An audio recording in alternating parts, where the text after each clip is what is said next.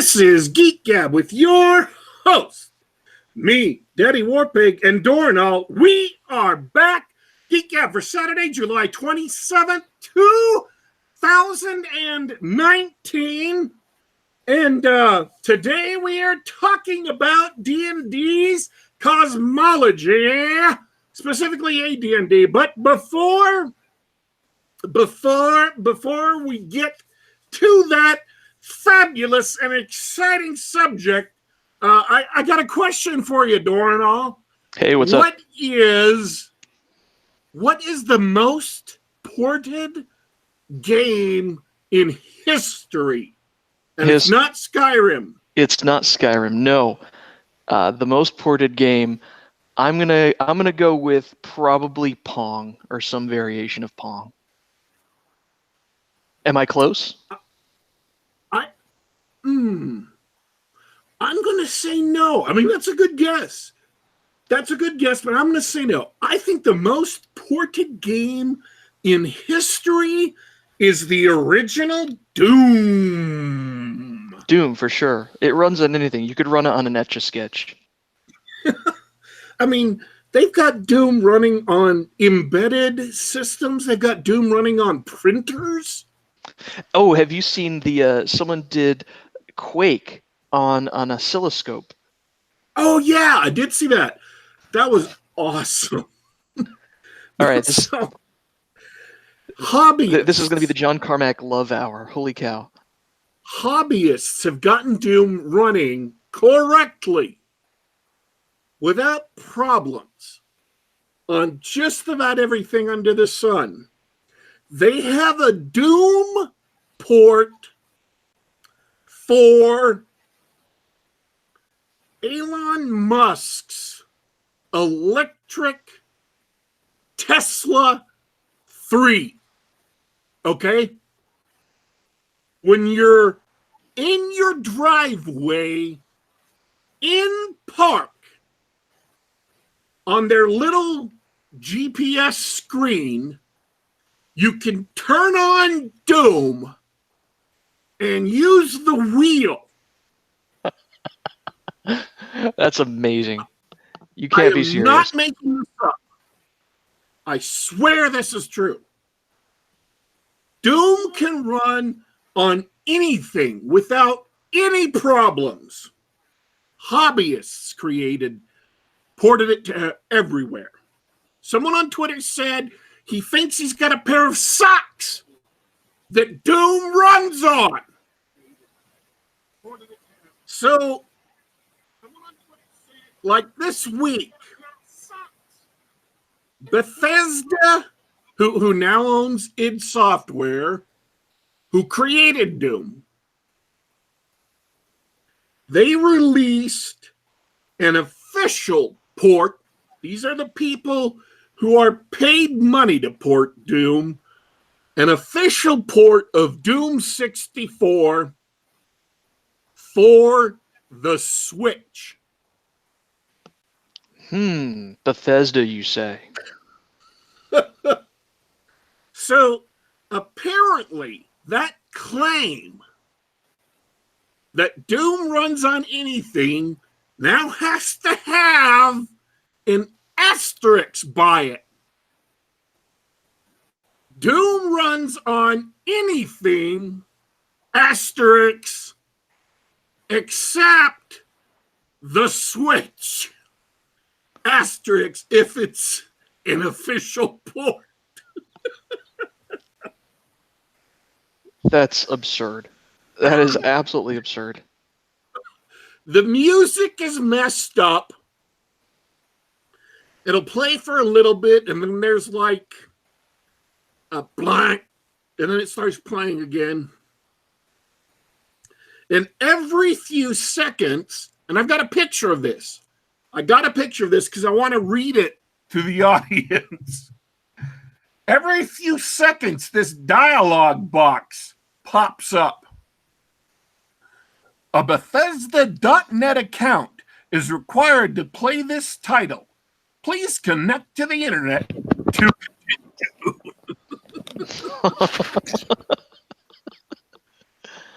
Wow. Because there's nothing that screams single-player game like having to be always online. That's nuts. That's that's embarrassing is what it is. They messed up Dune. Yeah, they should really, really be ashamed of themselves. So anyways, now that we're I just took my funny bone. That's the funniest thing I'm going to see today. I'm really, really sure. Yeah, I just caught a clip on YouTube. Some poor guy's trying to play the first level, and that little error box pops up every like 5 seconds. How do you mess up Doom? Well, yeah, I don't know. Did they forget that Doom is from that age of single-player games where you don't need to be always connected, and the whole thing works out of the box? I mean, Doom is tiny. The code, all the WADs plus the executable, is tiny. You don't need very much space, and you don't need an internet connection. That's the point of Doom. Man, oh yeah. I don't even want to talk about it anymore. It just, why don't we introduce our guests so I can just like. Well, we got Jeffro Johnson of Appendix N fame, hero to old school game masters everywhere. Welcome back to the show. Greetings, programs. All right, and we're hanging out with Alexander, also known as Cirsova. Cirsova, you were just here like a week or two ago. We love having you on the show, man. Welcome back. I love being here. And you guys, we're talking about D&D Cosmology, which is I think this is the nerdiest way to talk about D&D. I love this stuff, but there's something new in D&D Cosmology these days, which I thought has been pretty cut and dried since the 80s. This is what I wanted to say Huh? up front. It astonished me because we were talking about this subject online on Twitter. I heard some things about this, and so I posted a tweet asking about it, and I got fully like 4 responses. Fully 4 people responded to my tweet. And so I set up the show and asked some people on so I could actually get some more voluminous responses. What shocked the hell out of me, that I thought why I wanted to dive into this deeper, is, and I'm going to say this in kind of a deliberately provocative fashion. It is now apparent to me that the people who made 2nd edition AD&D did not actually understand 1st edition AD&D. Does anybody actually understand 1st edition AD&D? I mean, Other honestly, than Gygax, probably no. Okay. All right, I'm glad.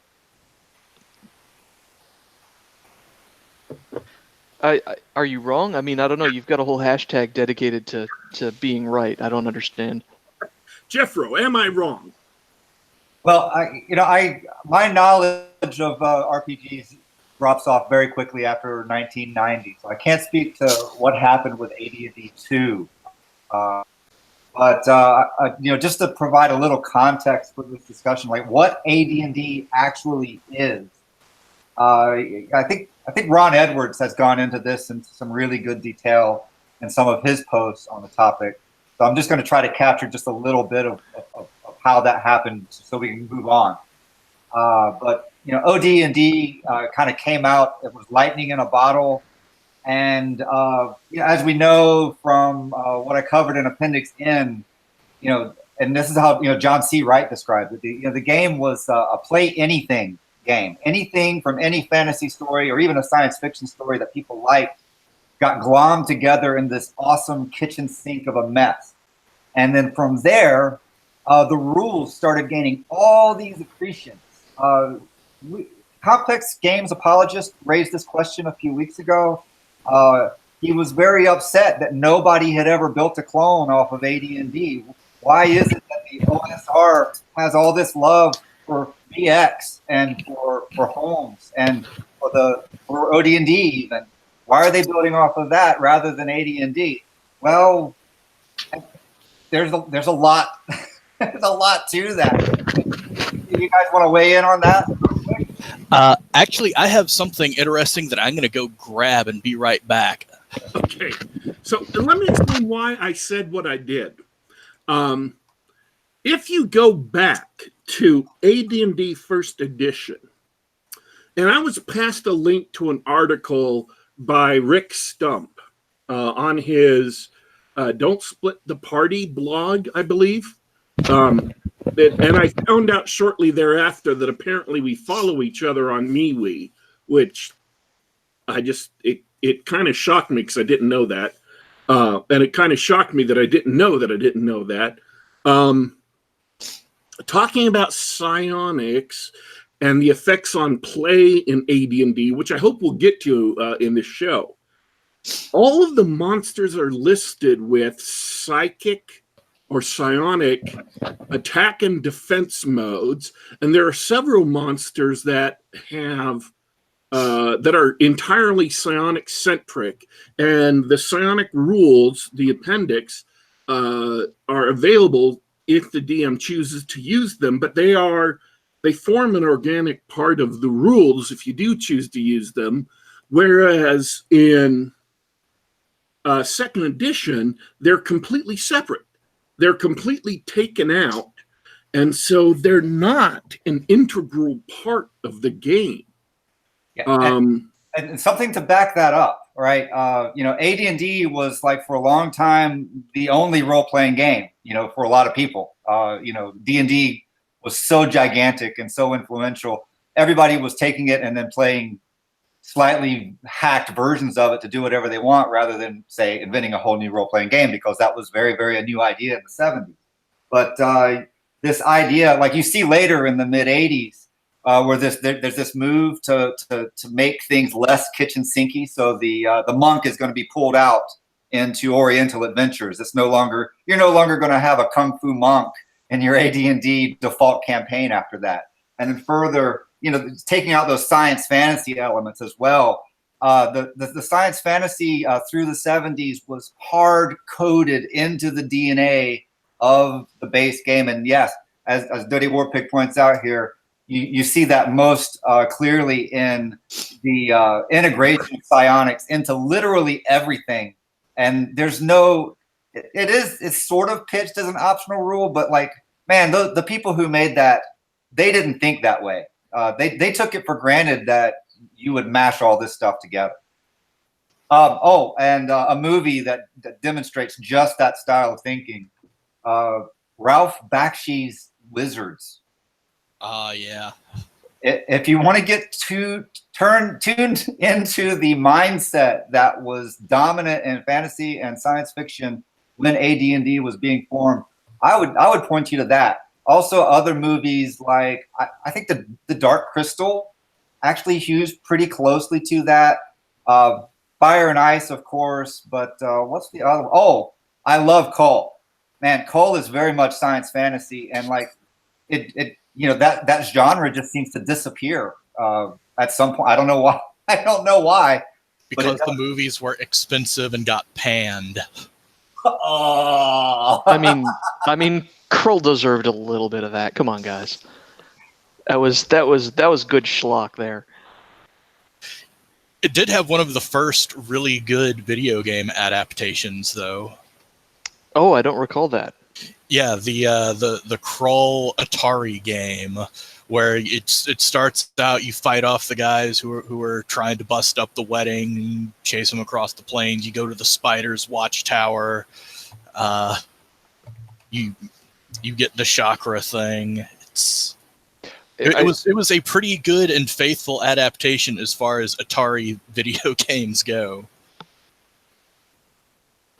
I love it. I love it. I want to, speaking after 1990, just to add to Jeffro's experience there. Yeah, that was my experience with future versions of the game as they broke apart all the weird mashup elements, and you can find them here and there.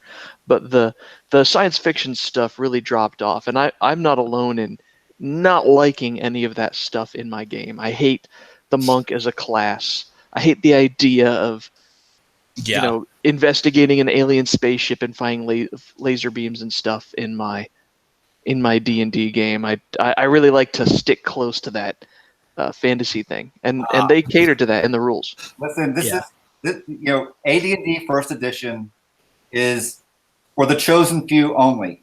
It is for elite gamers. It's just not for everyone, and that's But anyway, I found what I was looking for. Recently, my dad gave me a copy of the complete book of war games by the editors of Consumer Guide with John Freeman in a handsome hardbound copy from 1980. And this is what it has to say in the comments about Dungeons and Dragons. What can be said about a phenomenon? Aside from Tactics 2 and possibly Panzer Blitz, the first modern tactical wargame, this is the most significant wargame since H.G. Wells.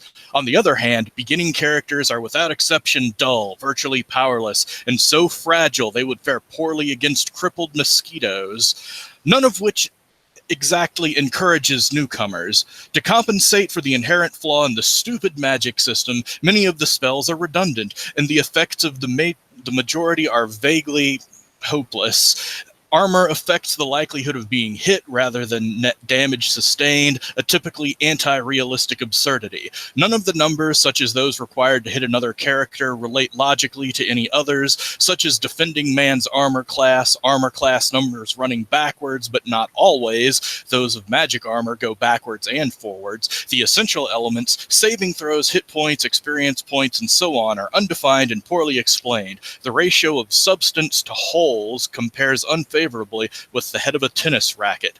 Presented in the most illiterate display of poor grammar, misspellings, and typographical errors in all of professional wargaming, the rules make Fall of Rome's look cogent. Some errors like percentage liar for the cryptic or the equally cryptical percentage lair have spawned the most bizarre misinterpretations. This and the generally poor system have caused actual campaigns to diverge wildly from what is specified or suggested in the rules. Generally, this is for the better. As it was given birth, it is fascinating but misshapen. In its best incarnations, it's perhaps the most exciting and attractive specimen alive. That's amazing. This That's is what awesome. contemporary wargaming critics were talking about Dungeons and Dragons in 1980 in fancy, expensive, hardbound cyclopedias of wargaming. Oh yeah, they're so mad that the rules are ill-defined and nothing makes sense or is explained in a simulationist. The role playing Well, market dwarfed war game. It absolutely Yeah. It's like what Magic cards were to us. Yeah. Well, one thing I will give them for the rules of OD&D are just, oh my god, some of the worst written stuff in the world. And I kind of agree with what they say about Holmes. How let's see exactly what they say. That's such a great description. I'm glad that you read it to us, because if I read that text, I would have read it in the Simpsons comic store guy voice. Yeah. Here's what it has to say about Holmes. It was written by someone outside the TSR establishment who knew a noun from a verb in the different shows. It's still a long jump short of perfection, but you can read this and generally understand what's going on. I was just reinforcing my distinction. There are games that cannot be learned; they must be taught. And that's one of the things that Gary Gygax even explained in the OD&D rules was just like, okay, so many people are playing this now. We're trying to set down and codify what we've been playing for years now for the first time in a way that you could at least try to explain it to somebody else. Yeah, that's what happened with me and Grognardia. Like my whole life, I thought, well, there's just no way that this game can be played. It doesn't make any sense. And his testimony, like you can't avoid religious language in talking about the history of D&D for some reason. It's just very strange. But his testimony was that he was initiated by someone who either played with somebody from Wisconsin or else somebody who played with somebody who did. So it's very much a very strange thing. And when you look back at how it evolved, it's the same thing as people that get a real attached to the idea of the early church, and then they go back and study it out, and they're like, "Oh wow, this Catholicism thing sure does emerge rather quickly, like quicker than we wanted it to." And the same thing happens with AD&D. Everything that I think of as being classic AD&D rules. Oh, that's AD&D. That's not regular D&D. That's AD&D. That stuff came out as part of the game so quickly, and well, why did it happen? Like, why did you get those giant hardbacks? Beyond the usual explanation of Gygax is trying to take away from make something else, but get Arneson out of the loop, right? Basically, Well, the real reason was, of course, had to do with the accretions to the game. The freeform OD&D produced a lot of people making their own little hacks on top of it. And for some of them, those hacks grew so cogent and so good that they were a threat to D&D's dominance. And the name of that game that describes that set of house rules that became that was RuneQuest. So, meanwhile, back in Normie land, just people who want to play games land, I want to circle back to the complex of games apologists complaint, and I'll tie this in to something that Alexander McChris has pointed out in his book, The Arbiter of Worlds, which if you don't have this book, you need to go out and get a copy right now. It's a great book. If I talk about D&D, I'm not going to break it down very logically and analytically. I'm going to give you a religious experience that's going to, change your life, right? McChris is the exact opposite of that. He actually explains everything in real plain English, and it actually makes sense. I'm really jealous that he did that because I didn't think it could be done. But he argues in his book that the simple games crowd, of which I am a part, give me a simple set of rules and I'll go fake it the rest of the way. That's how I like to run. The more you add to a game, it just weighs me down. It vexes my spirit. I don't want to figure out what to do with it. So, I'm not going to play Mega Traveler. I'm going to play Classic Traveler. I'm not going to play Traveler with the advanced character generation. I'm going to go back and play the original basic character generation, and so on. Well, McChris argues that if you're going to play a role-playing game, even a very simple one, that you're going to start making house rules very quickly. In order to be consistent, in order to be fair to your players, those house rules are going to grow and grow. So no real role-playing game that actually gets played, according to Alexander McChris, can stay small. And so I don't know what to say about that. That's it's true in a way, but it's also very, I don't know. I don't want to play GURPS with all the books at once, and I don't want to play even Axe, the Adventure Conqueror King system, with all the stuff in play at once. And if I'm starting a campaign, I'm happy with just a little bit to go with and grow from there. So I think that's a healthy way to play. It's tough when you look at the big GURPS libraries and everything like that, where you say, "Wow, what kind of what do you want on your pizza?" I think I want a base D&D pizza with a dash of cyberpunk and maybe half the pizza has Oriental adventures on it, right? That's tough to do from the outset. But a more natural way to game is you got your buddies together and you say, all right, we're gonna play D&D this week, and let the rules that you use grow on top of that. That's more natural. Yes, and there's your answer. There's your answer to the complex games apologist. Why does the OSR build off of BX much more than AD&D? That's your reason. Because it's easy. Yeah, fewer assumptions baked in. Oh, I mean, but I grew up on second edition, which they had already begun stripping all the craziness out of it. They went back and added their own craziness in, but they were definitely on that path.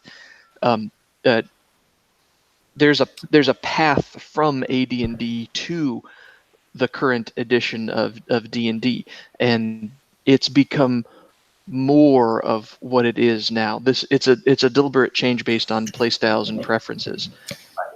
To me, the biggest hurdle of writing and developing anything for AD&D is how much more granular XP calculation is. Like it's kind of nuts figuring out, just because everything's based not only on what treasure there is, but the actual HP of the monsters and characters that you're fighting. So that's something that you have to think about when writing and balancing. And the other thing is that the cosmology is so baked in.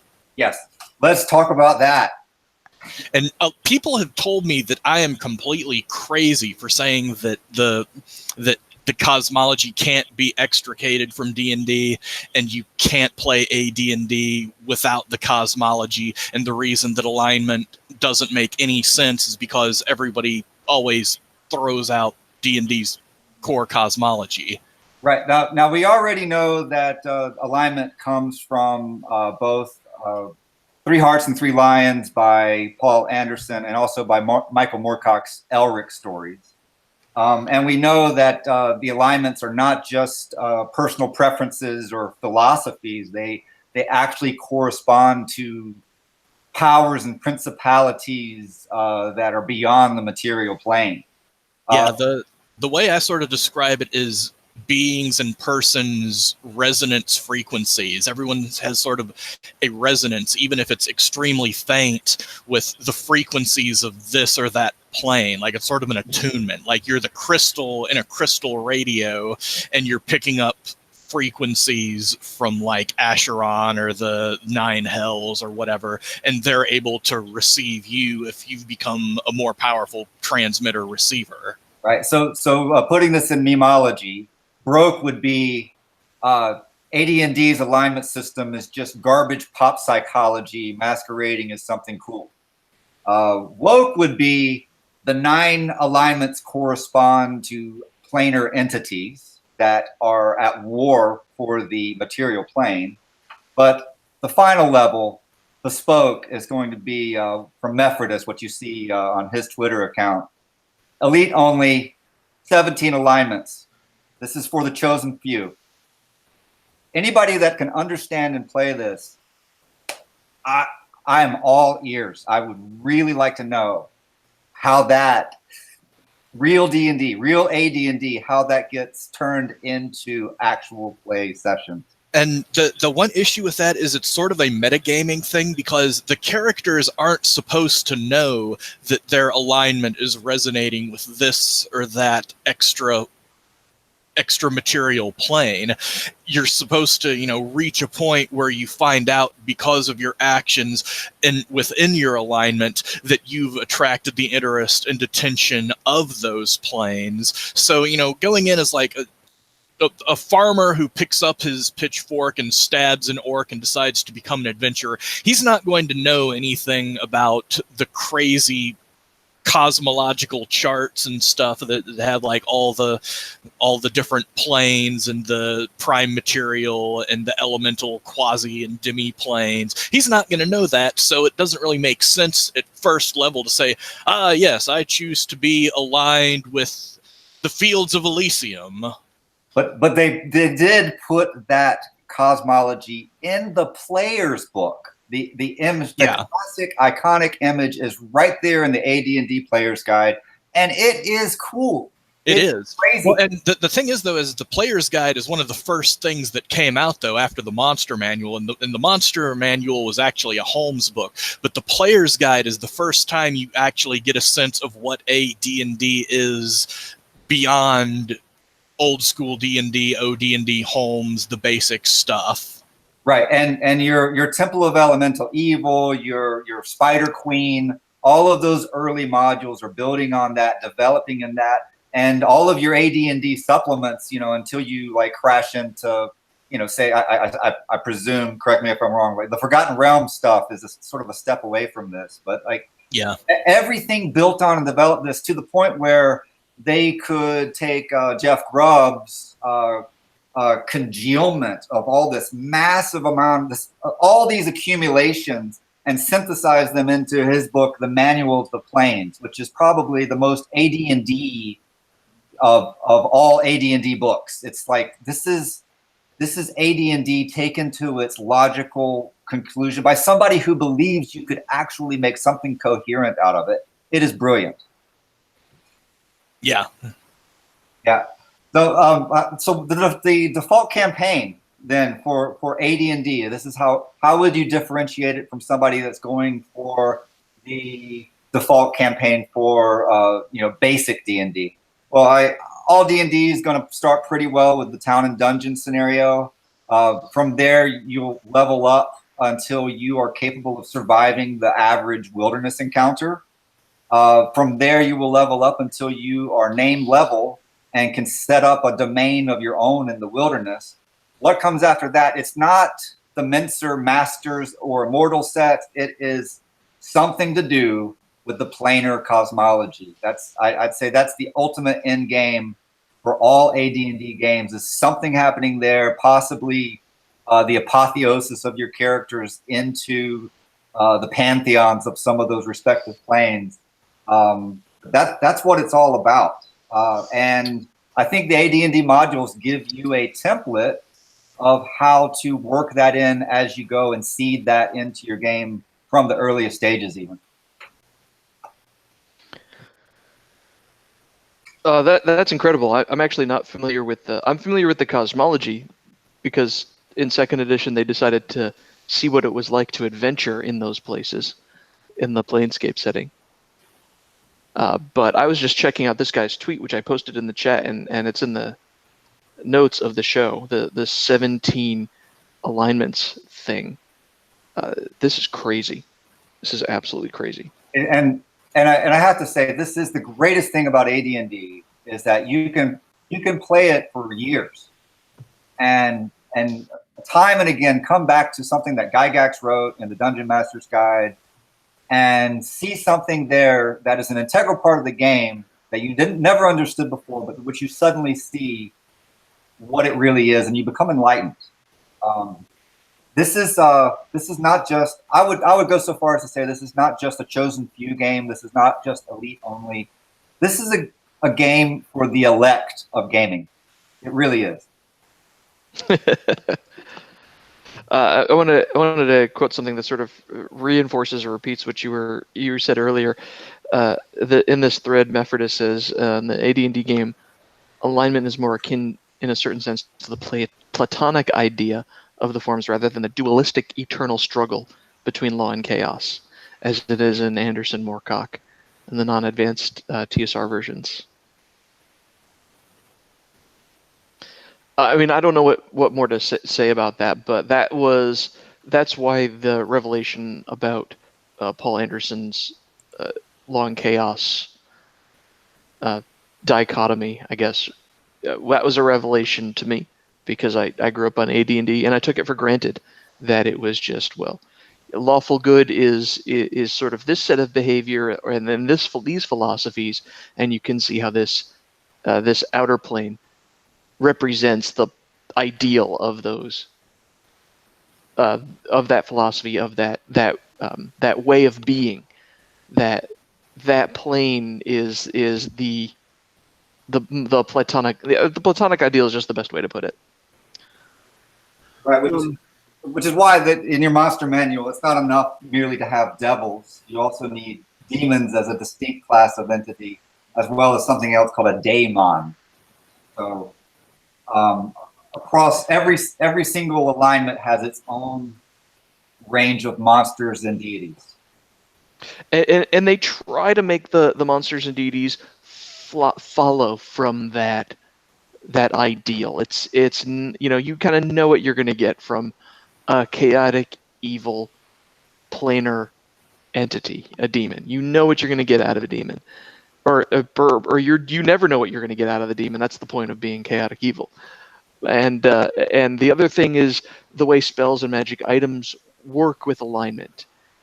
It's sort of it doesn't make sense to have alignment languages anymore when you've adopted that system, but the idea that you would have a sword that reacts to a lawful good person, and it would be able to, it would harm beings that are chaotic evil.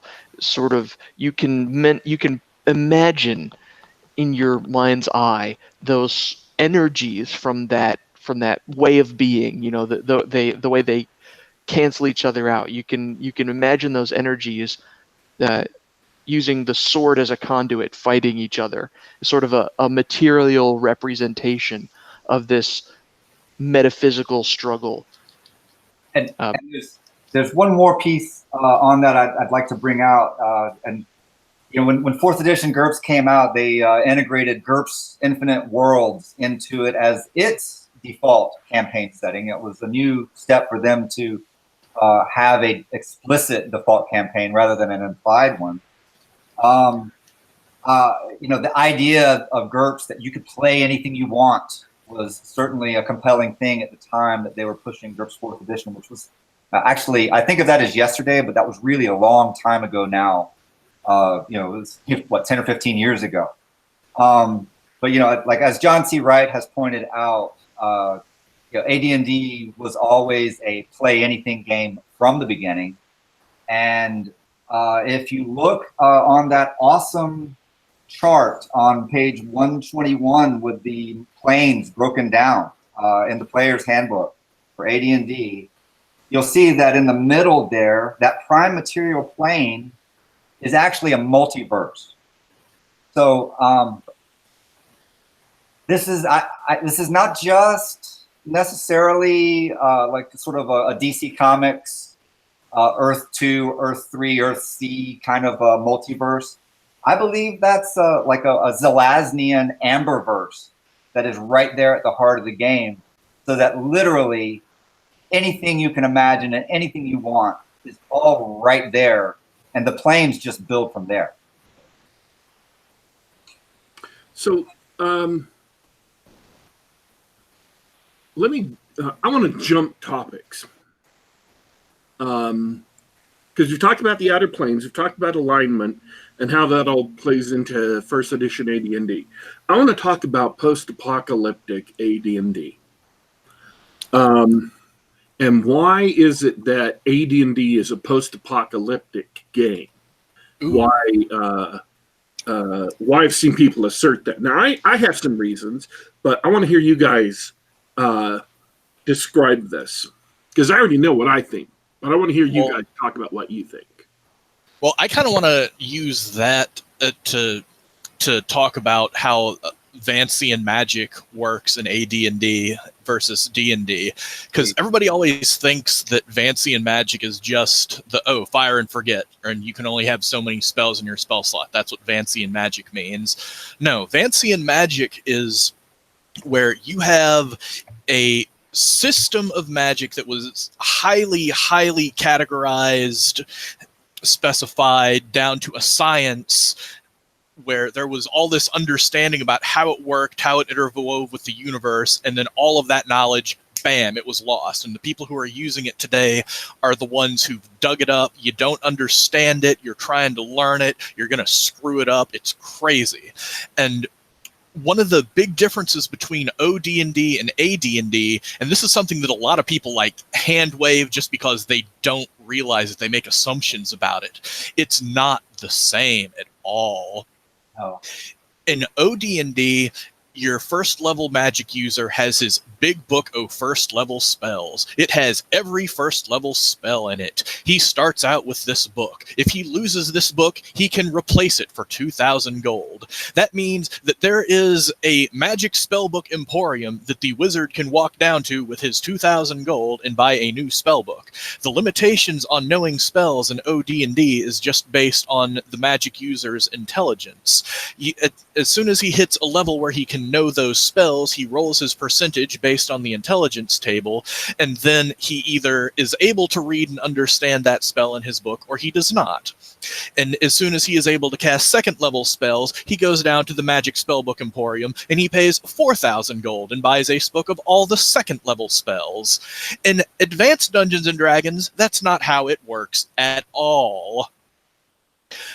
You have your starting spells, but you gain new spells by finding them. You find spells in scrolls, you use read magic to interpret the scrolls, and you inscribe them in your spell book. You are searching for new magic because you can't go down to the Magic Spellbook Emporium and buy a book of all the first level spells. You have to find the first level spells. You have to find someone who knows the first level spells. You have to either convince him to teach you the first level spell, or you have to kill him and steal his book that has his first level spells. That is a huge, huge difference in the implied setting between OD&D and BX and Advanced Dungeons & Dragons.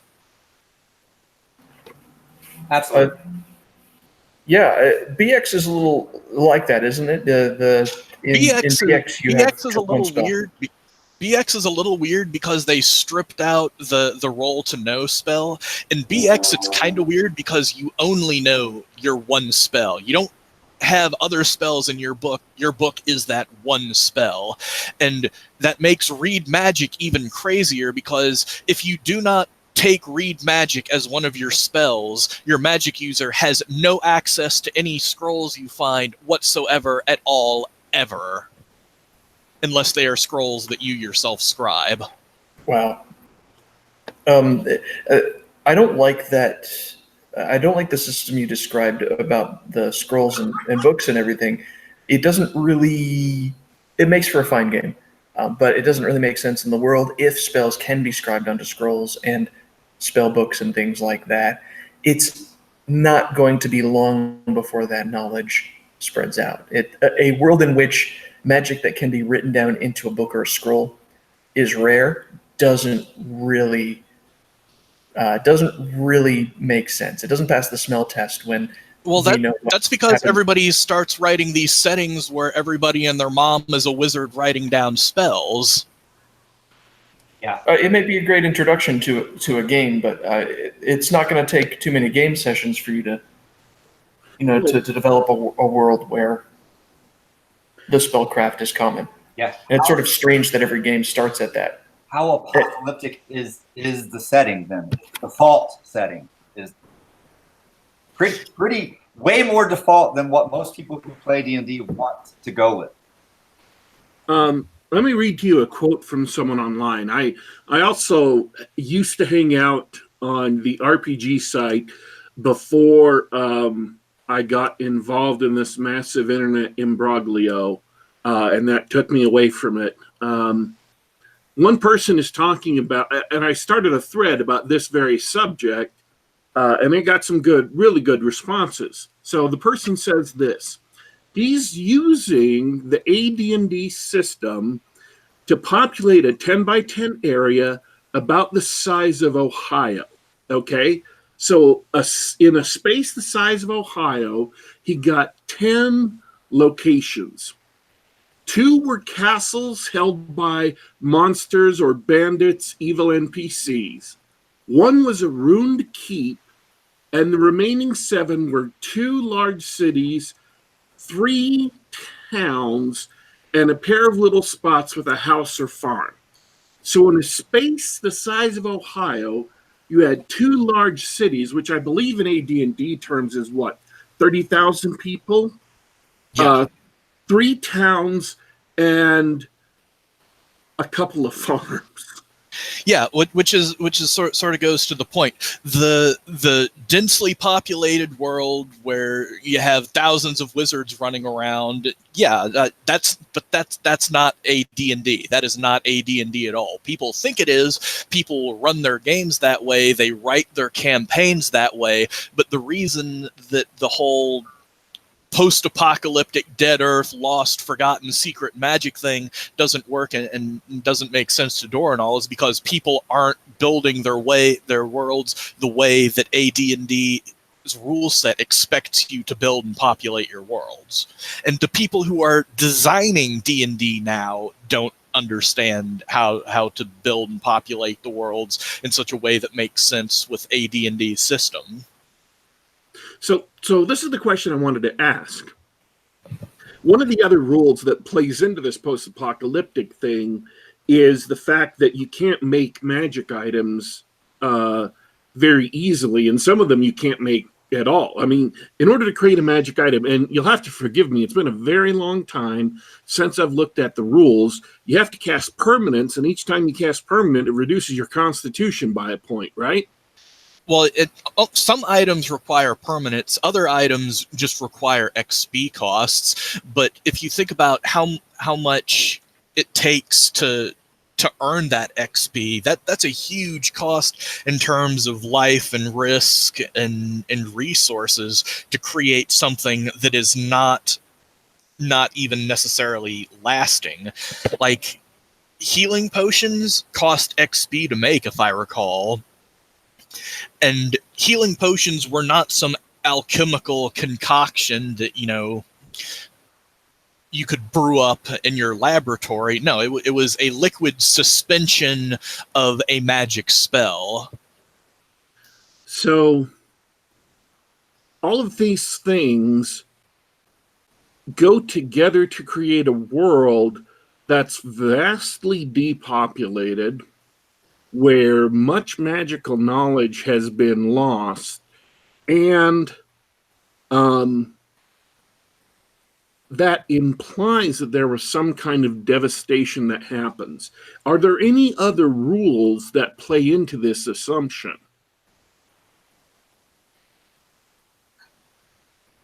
You want to field this one, Jeffro?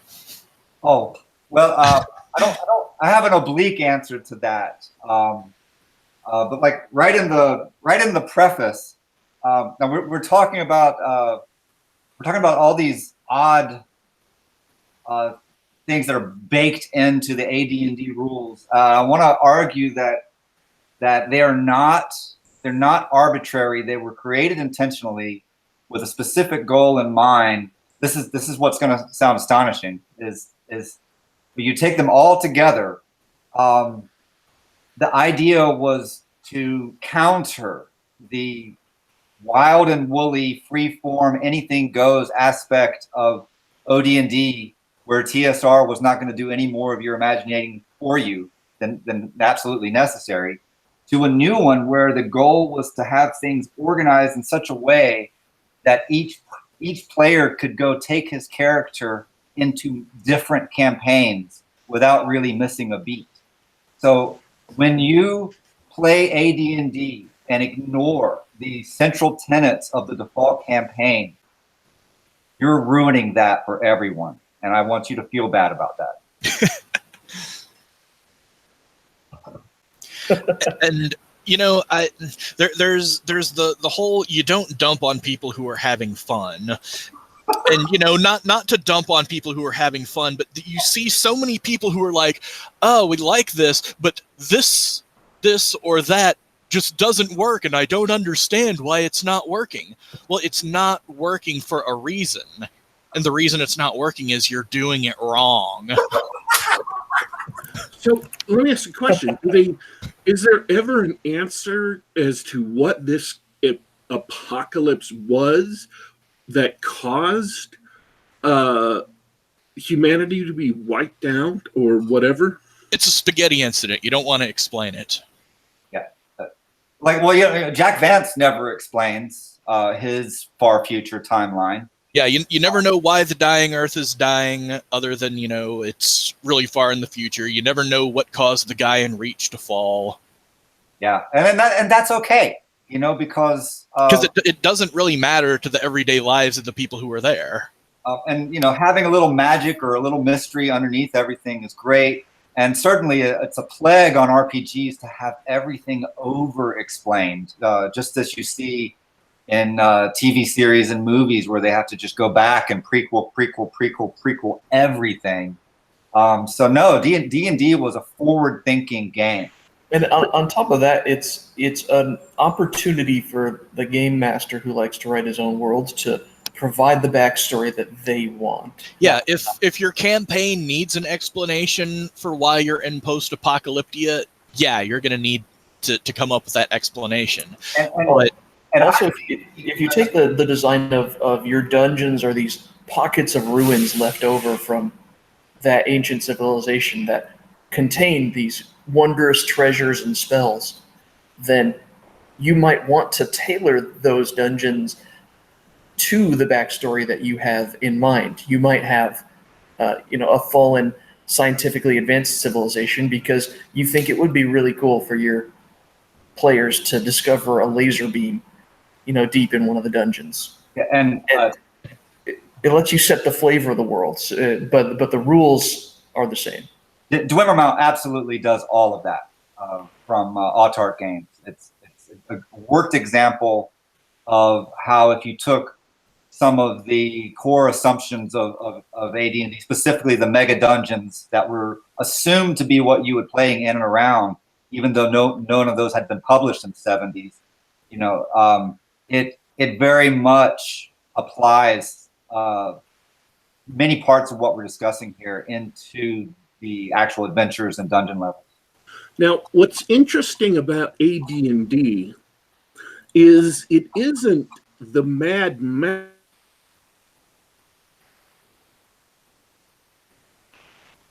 Hello? Oh no! We lost Warpig. Warpig's mic cut out for a second. Must be a network hiccup. It's not me for once. My network disconnected earlier in the show.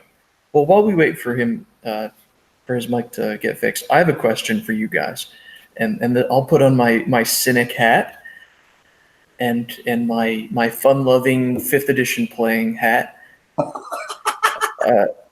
Talking about the cosmology and understanding what it's about and how it impacts the game world. From a player's perspective, who cares? Who cares why my paladin is level good? Who cares why my thief is chaotic good? I can answer right? this. I think the old games are worth the effort, and they prove themselves time and time again. Whatever you as a Generation Xer or a Generation Yer or a millennial, whatever you think when you sit down and you look at these games, you need to understand that they are the result of countless of hours of playing by people who thought this was more fun than anything else you could possibly do. And when you see this weirdness, like for instance in Traveler's original classic rules produces things that just flat out don't make any sense at all when you look at it from say a hard science fiction standpoint. But when you just sit down and say, okay, let's go with it. Let's just see where this goes. These strange things become engines of creativity that you will look back and you'll interpolate the cognitive dissonance that they produce in things that are way more interesting than what you would have come up to begin with.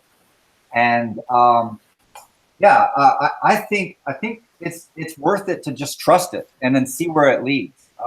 In my most recent game session with D&D, I experimented with just placing pulp stories that have nothing to do with each other nearby, with no regard to keeping things cogent. And what happens is it works anyway, and the players understand it. They'll see they'll hear a snatch from an old Lovecraft story that nobody's familiar with, and they'll be like, well, we don't want to mess with that. That doesn't sound good, and things start to grow out of all these things that are thrown together kitchen sink style, in spite of how crazy it seems and how inconsistent it seems. It doesn't matter that it can't work. It works anyway, and it works great at the table. It frees you up to do anything in response to what is happening at the table, and just go. You're no longer weighed down by having to be faithful to somebody else's idea of what makes sense. And so I see it as just this great engine of endless creativity. Well, I tend to agree overall. Now that I've discovered that playstyle, I do prefer a playstyle or a game in which you allow certain things to just happen by the roll of the dice or tables or charts or what have you, and sort of see what emerges from that game. I think having a fun story or a good time emerge from the game is much more satisfying than playing out a story. But do I really need to know the cosmology of the game to enjoy it? Does it matter? Or as a player, as a game master, it might help you design. Well, if you're going to play AD&D, it will absolutely help you play AD&D. If you look at AD&D and say, all of this is stupid, it makes no sense, I'm not even going to try, I'm going to do what's obviously right here. All right. I mean, everybody's done it. But where you go with that is not necessarily going to be particularly cool. If you explore what the game gave you rather than what you think it ought to have been in the first place, that's a huge personal choice that has a gigantic impact on what happens at the table. People who do the loosey-goosey types are more likely to say that system doesn't matter. People like me, I would be like, once I figure out how to check for morale in AD&D,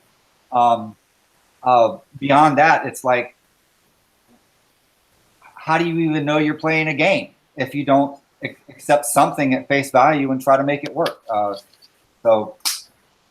think, I don't completely disagree, because I think when you strip all that stuff, you end up with Forgotten Realms. No! That's clearly not a good place to end up. Right.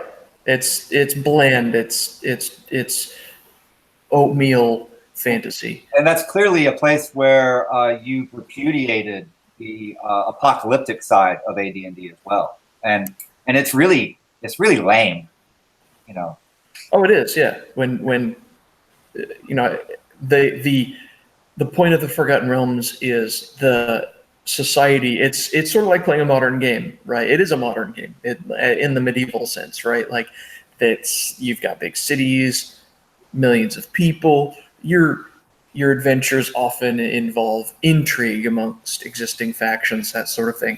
That can be a perfectly pleasurable experience. You can have a good game out of that, but it's not. It doesn't have the same sort of feel as a traditional D&D game. I see no reason to inject contemporary modern day Seattle into my fantasy world. Well,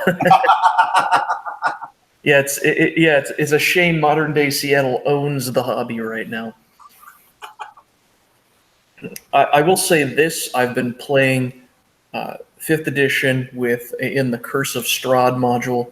I don't think it's a good module. I wouldn't recommend it to anybody. But if you go into it knowing that you're playing 5th edition and you like what that offers, which is a great fantasy-themed superhero game, you can have a lot of fun with it, but the setting isn't as deep. The character, all the character abilities are really cool powers that you can describe. I've got this really cool druid. She shapeshifts into bears. And so you talk about your character and just all the cool stuff they can do without talking about who they are and how they fit into the world, which is, I don't know. In older editions of D&D, when what your character could personally do was little less important than what they did do. That I think is what makes it a more interesting game, or that explains partly explains its longevity.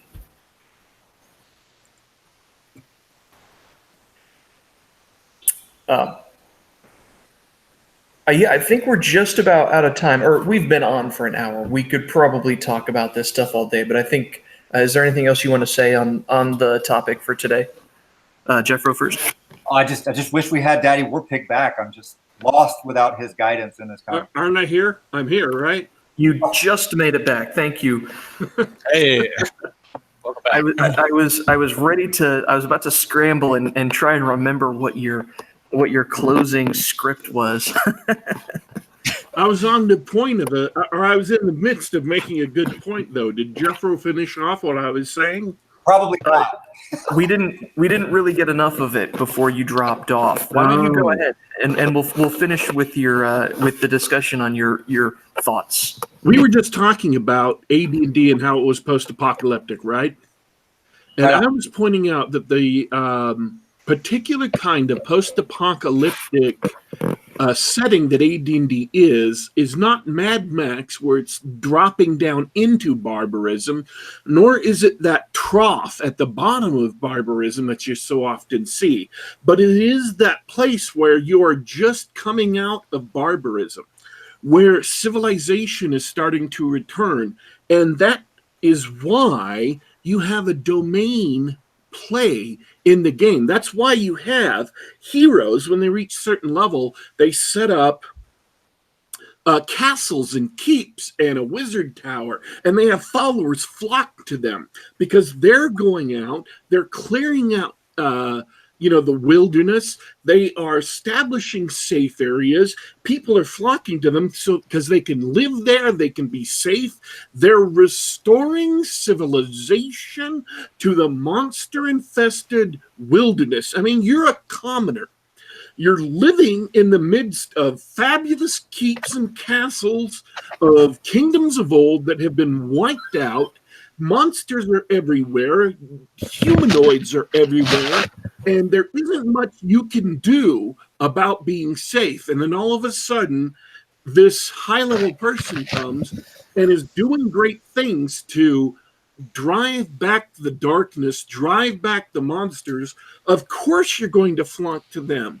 So the very specific part of post-apocalyptia that AD&D represents is a rebirth of civilization to take those very few places in that 10 by 10 map that's the size of Ohio that has just a couple of cities, and you're founding new cities, you're founding new places for people to live in and to thrive. And so it is not wallowing in misery post-apocalyptia. It is birth of civilization, birth of hope, birth of order, and that gives an entire different twist, an entire different filter on all those things that are going on. And that premise is gaming gold. It is, however, not a great premise if you want to sell a lot of books. And I'm going to say this frame on what D&D is will solve so many gaming problems, but it does not produce the Forgotten Realms at all. And yes, absolutely, this is the most important part of the implied campaign of AD&D, bar none. I know we're pretty much done and out of time. I'd rather hoped we'd gotten a chance to talk a little bit more about psionics and what they imply for the setting, or gone a little bit further into the darkness around these things. Well, if any of you guys have to go, we'll call it. Otherwise, we can jump into that. What do you say? I would ask all the people who have had 20-year, 30-year long AD&D 1E campaigns what their opinion is. All right.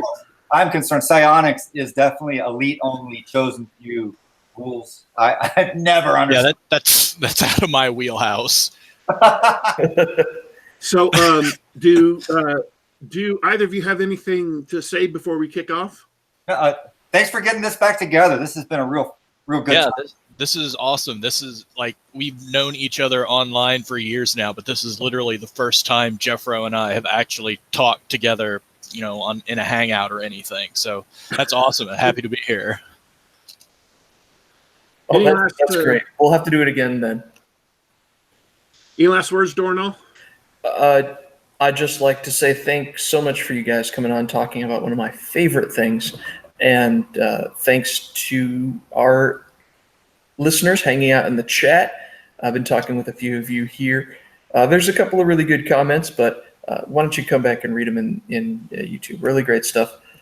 So thank you guys for attending. Thank you for listening. And thanks to all of our listeners online later. It's been a lot of fun for me. All right. This has been Geek Gab for Saturday, July 27th, 2019. Reminder, you can get us on youtube.com/geekgab, youtube.com/geekgab. Go ahead and subscribe. Hit the bell so you can get some announcements as to when we're going live and stuff. I've also heard that if you like one of our shows, if you do like it, go ahead and click like. That is, apparently YouTube doesn't really actually send out announcements sometimes. So if you want to get announcements, just click like on a video and they'll be more likely to send out announcements. That is not a plea for likes. That's just the way YouTube is doing things nowadays, whatever. You can also catch us on the Google Play Store, on the Apple iTunes Store, and on SoundCloud.com. So you can listen to us on the device of your choice. Just do a search for Geek Gab, and we're available in all those places. Folks, we are leaving you for today, but don't you worry, don't you fret. We will be back.